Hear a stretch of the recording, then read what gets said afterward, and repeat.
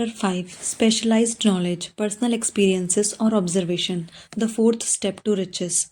There are two kinds of knowledge. One is general, the other is specialized.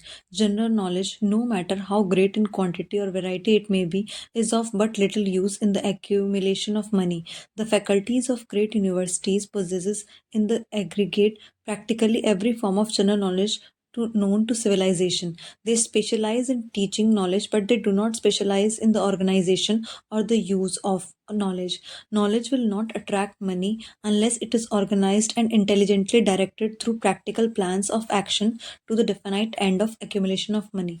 Lack of understanding of this fact has been the source of confusion to millions of people who falsely believe that knowledge is power. It is of nothing of the sort.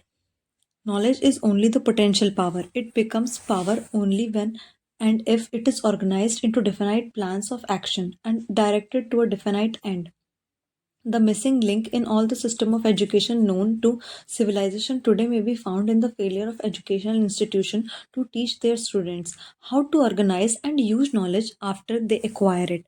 Many people make the mistake of assuming that because Henry Ford had little but schooling, he is not a man of education. Those who make this mistake do not know Henry Ford, nor do they understand the real meaning of the word educate. The word is derived from the Latin educo, means to educate, to draw out, to develop from within. An educated person is not necessarily one who has an abundance of general or specialized knowledge.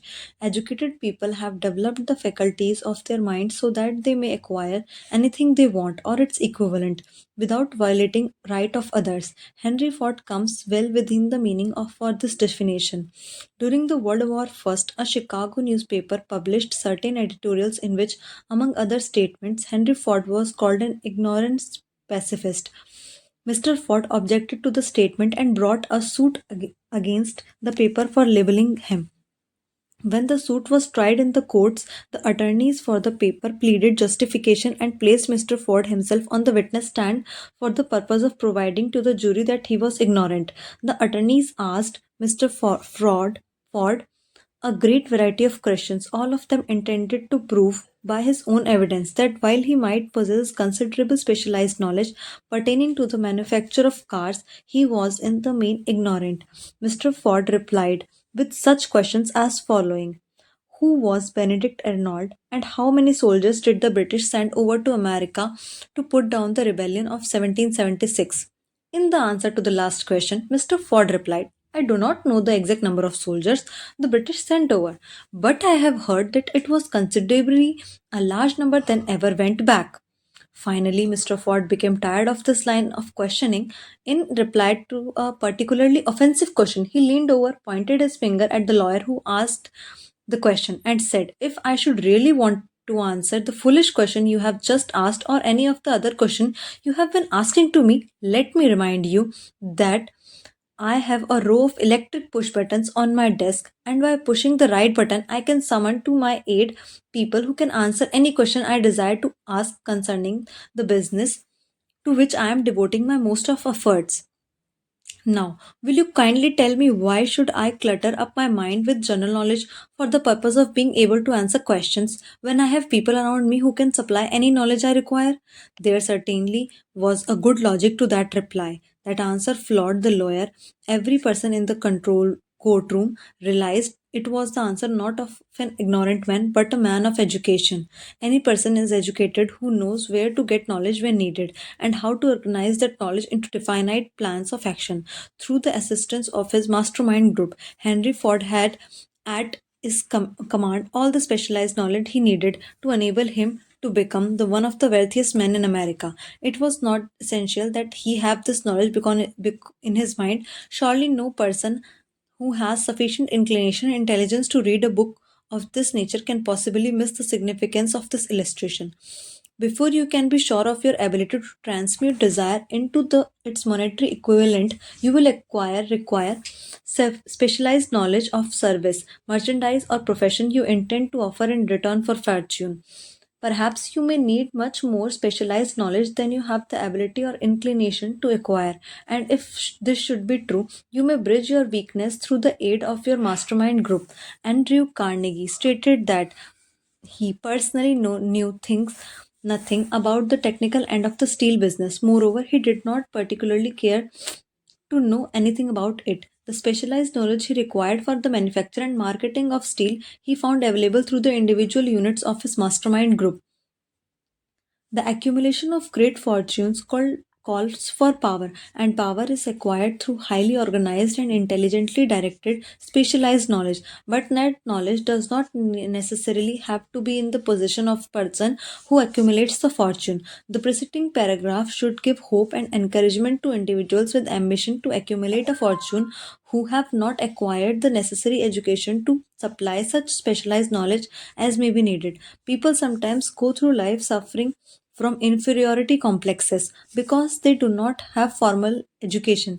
The person who can organize and direct a mastermind group of people who possesses knowledge useful in the accumulation of money is just as much as educated person as anyone in the group. Remember this: if you suffer from a feeling of inferiority because your schooling has been limited. Thomas A. Edison had only 3 months of schooling during his entire life. He did not lack education, neither did he die poor. Henry Ford had limited schooling, but he managed to do a pretty well by himself financially. The fact that Ford and Edison did not have much formal schooling does not give today's young people an excuse to drop out of school. Today, a minimum standard of formal education is necessary to get a good start in the world of business. Of course, these are expectations. David Thomas, who founded the Venti restaurant chain, was a dropout. But after he achieved success, he encouraged youngsters to continue their schooling. He backed this up by choosing to be an example to dropouts by working to get his own high school diploma 45 years after he left school. He took and passed his general education development exam, the equivalent of high school diploma. He was awarded the diploma during a special ceremony at a school in the community in which he resides in Florida.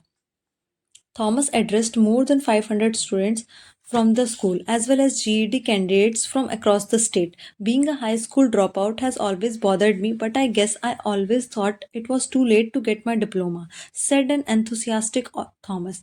Now I knew it's never too late, and maybe this will inspire others to do the same. This inspiration to get his diploma came to Thomas during a cross country book tour promoting his autobiography, Davies Way. In many cities, Thomas met with high school journalists, answering their questions, offering advice, and encouraging students to stay in school and succeed. These high school journalists was very sharp, said Thomas. They kept asking me why I say education is so important, yet I never finished school.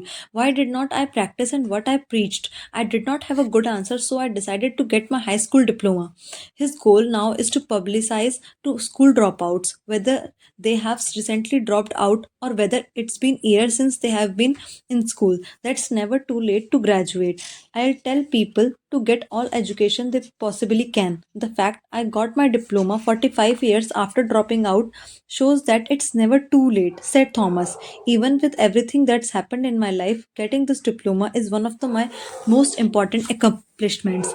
It pays to know how to purchase knowledge. First of all, decide on the sort of specialized knowledge you require and the purpose for which it is needed. To a large extent, your major purpose in life, the goal towards which you are working, will help you determine what knowledge you need. With the question settled, your next moves require that you have accurate information concerning dependable sources of knowledge.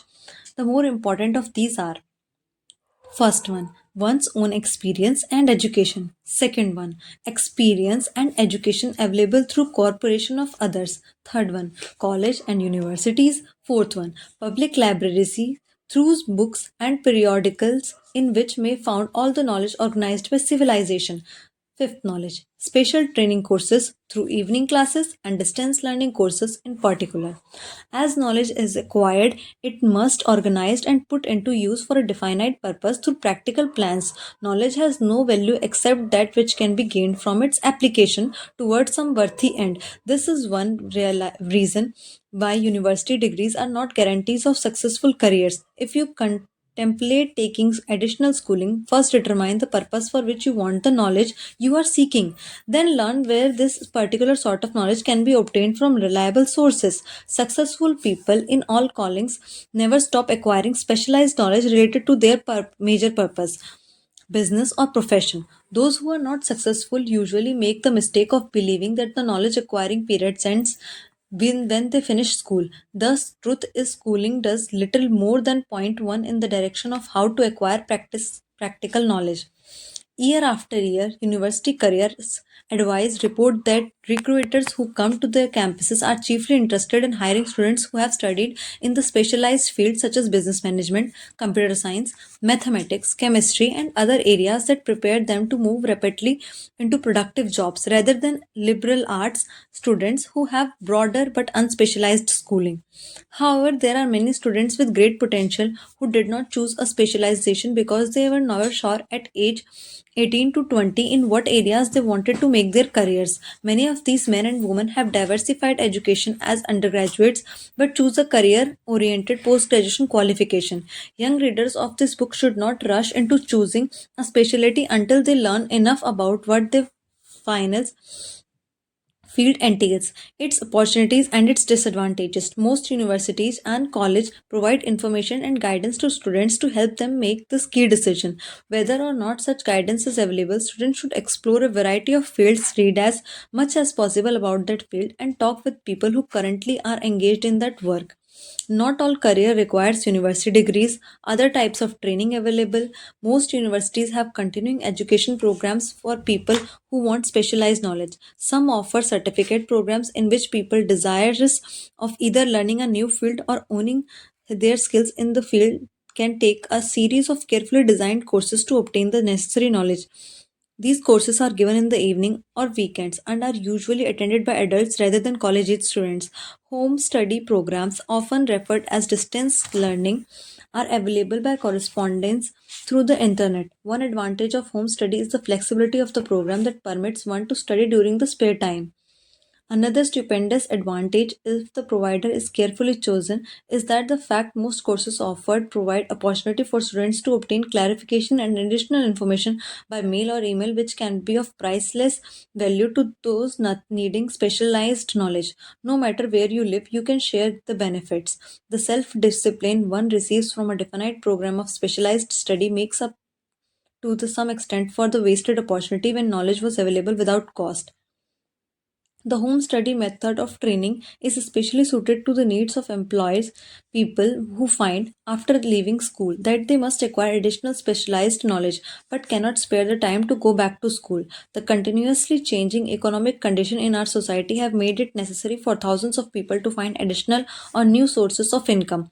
For the majority, the solution to their problem may be found only by acquiring specialized knowledge.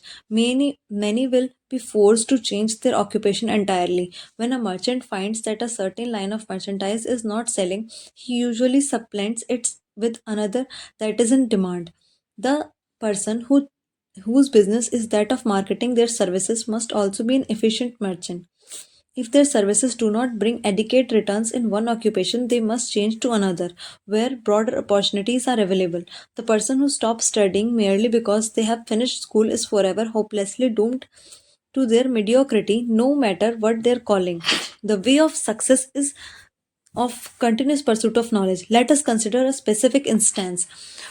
During economic downturn, a salesman in a grocery store was made reluctant rather than seek a job in a company where jobs were scarce. He chose to create a business of his own. Having had some bookkeeping experience, he took a special course in accounting, familiarizing himself with the latest bookkeeping techniques and office equipment. Starting with grocer for whom he had formerly worked, he made contracts with more than 100 small merchants to keep their books at very nominal monthly fee. His idea was too practical that he soon found it necessary to set up a portable office in light delivery truck, which he equipped with modern office equipment. He now has a fleet of these bookkeeping offices on wheels and employs a large staff of assistants, thus providing small merchants with accounting services equal to the best money can buy at nominal cost. Specialized knowledge plus imagination were the ingredients that went into this unique and successful business. Last year, the owner of that business paid income tax almost 10 times as much as he was paid by the merchant for whom he once worked. The loss of his job forced upon him a temporary adversity that proved to a blessing in disguise. The beginning of this successful business was an idea. in as much as I had the privilege of supplying the unemployed salesman with that idea, and I now assume the further privilege of suggesting another idea that has within it the possibility of even greater income, plus the possibility of rendering useful service to thousands of people who badly need that service. The idea was suggested to the salesman, who gave up selling and went into the business of keeping books on a wholesale basis. Who, when the plan was suggested as a solution to his unemployment problem, he quickly exclaimed, "I like the idea, but I would not know how to turn it into cash." In other words, he complained he would not know how to market his bookkeeping knowledge after he acquired it, so that he brought up another problem to be solved.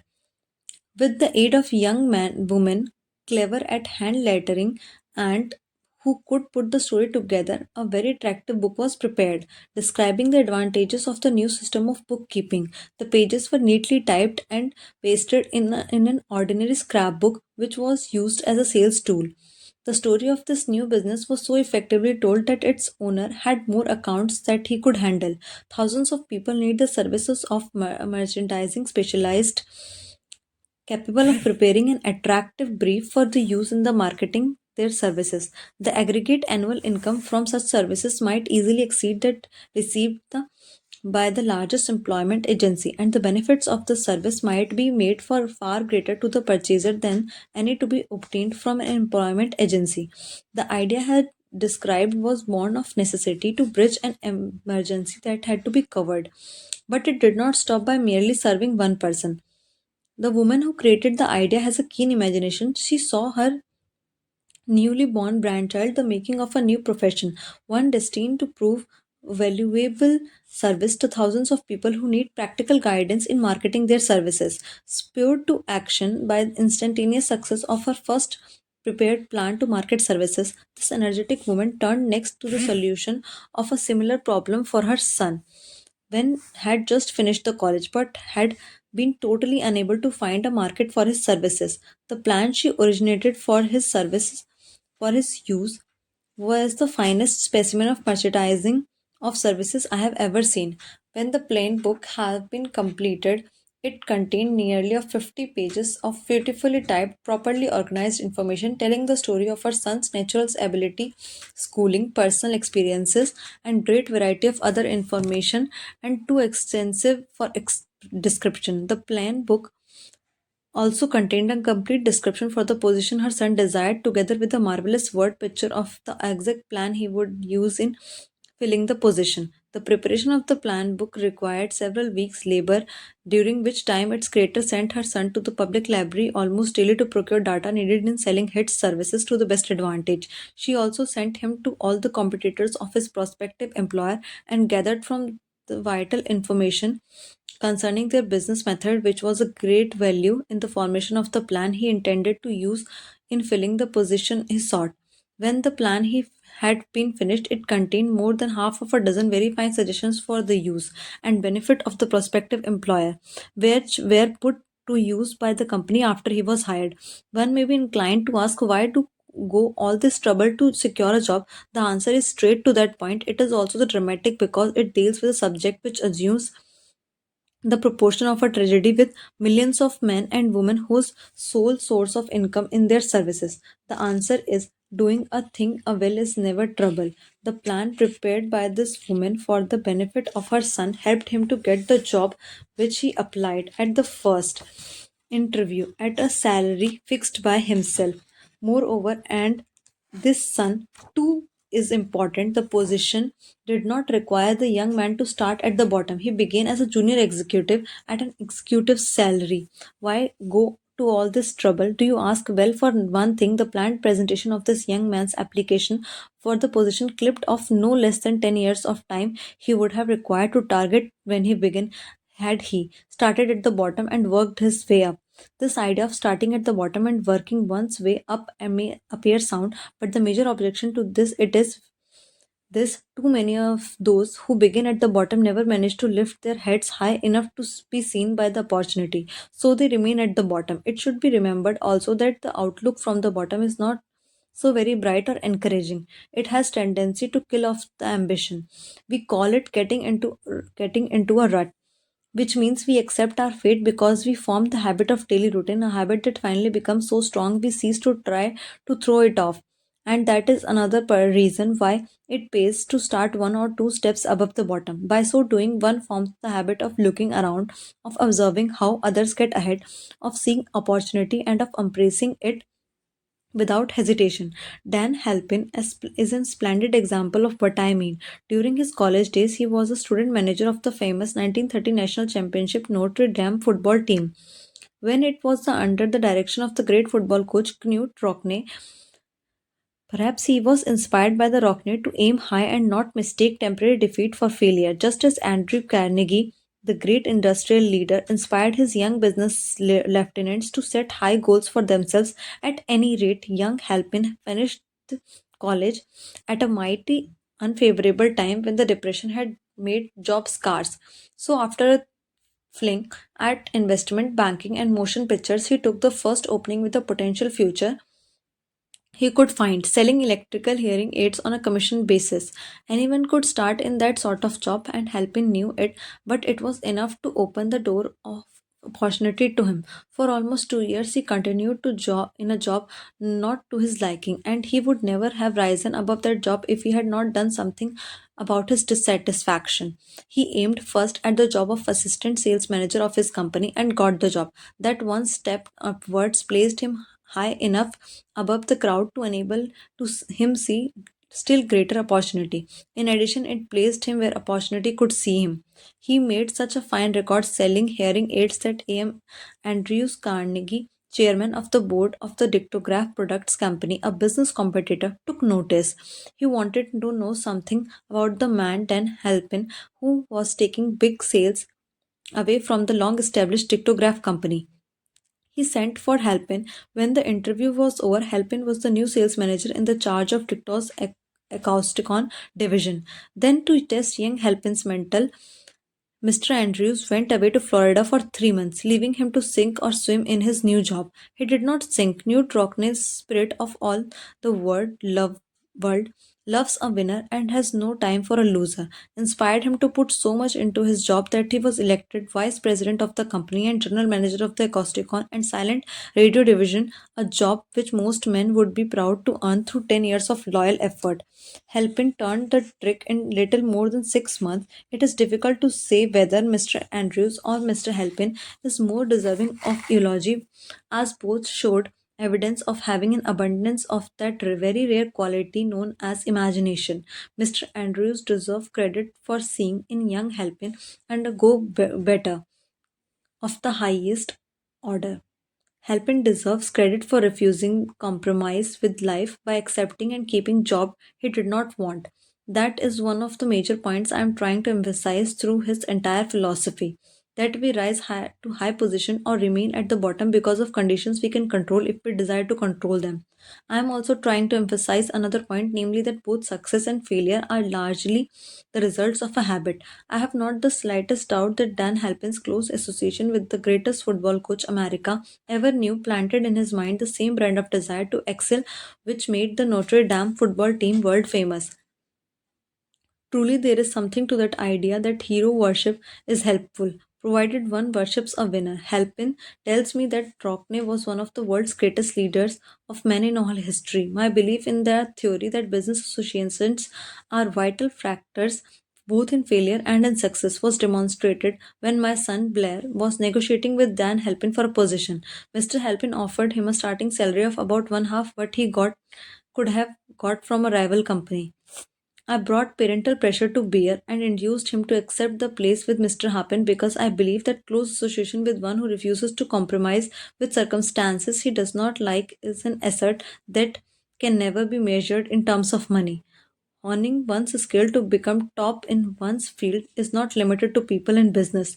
Michael Jordan planned every step to becoming one of the greatest athletes of his generation. He had always has the determination to win and the willpower to keep in shape and play his very best. He is committed to maintaining his high standards and improving his own records. Jordan learned this lesson early in In high school, he was dropped from the team, but his determination to be reinstated led to him starting a heavy practice regime daily.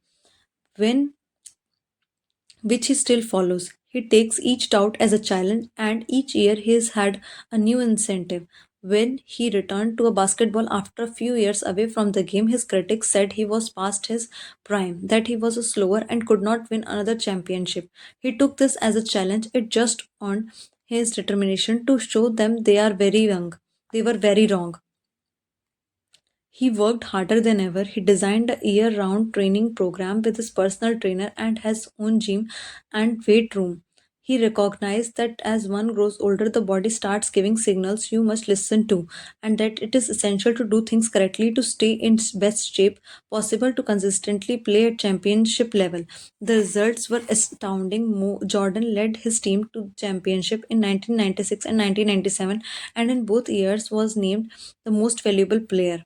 Michael Jordan's determination is a lesson to all of us that if we are determined to achieve our goals, neither our age nor the skepticism of others can deter us. But determination is the only first step. It must be followed by the hard work and regime of physical and mental exercise, whatever it takes to bring us to peak performance. The bottom is monotonous, dreary, unprofitable place for any person. That is why I have taken the time to describe how proper planning may circumvent lowly beginnings.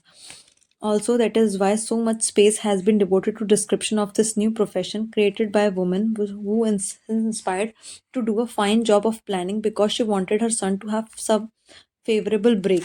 When the economy slows down and jobs become scarce, a means of creating newer or better ways of marketing services is needed.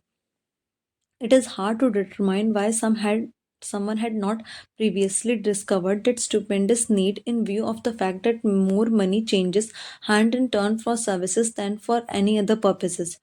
The sum paid out monthly to people who work for wages and salaries is so huge that it runs into hundreds of millions and another distribution of amount to billions. Perhaps some will find in the idea here briefly described the nucleus of the riches they desire. Idea with much less merit have been the seedling from which great fortunes have grown. Woolworth's 5 and 10-cent store idea, for example, had far less merit, but it piled up a fortune for its creator. Those seeing opportunity lurking in this suggestion will find valuable aid in this chapter on organized planning. Incidentally, an efficient marketer of services would find a growing demand for his services wherever there are men and women who seek better markets for the services.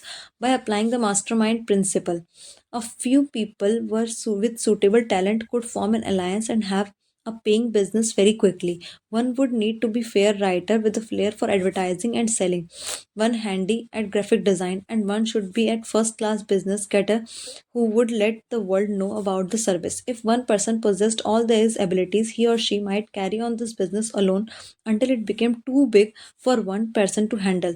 The woman who prepared the sales plan for her son received requests from all parts of the country for her corporation in preparing similar plans for others who desired to market their services for more money.